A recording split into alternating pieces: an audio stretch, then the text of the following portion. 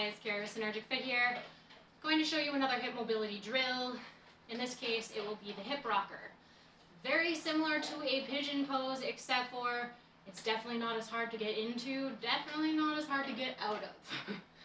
So we're going to begin on our hands and knees.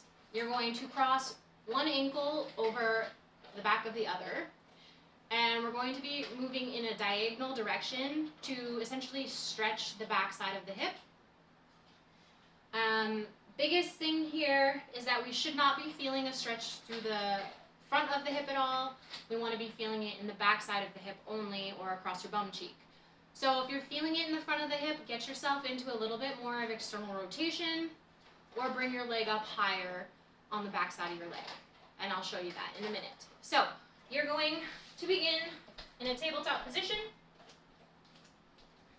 From here, I am going to cross one ankle over the back side of my other leg.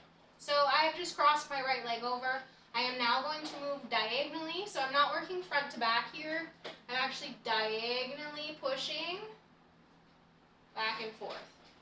Okay, so we can choose to hold this for about 30 to 60 seconds for a good stretch. Or if I want to make this a little more dynamic and create that space gradually, I'm going to move in and out of this. Okay? Once I have done what I need to do on this side, I'm going to switch sides.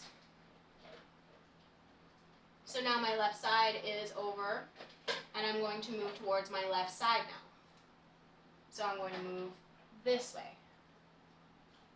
So, biggest thing here, same with your pigeon pose, you are getting into external rotation of your hip.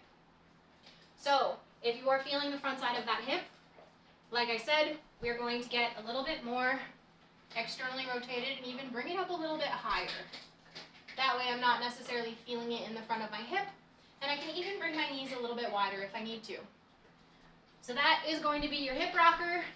Definitely not as difficult to get into as your pigeon pose. Try this one out.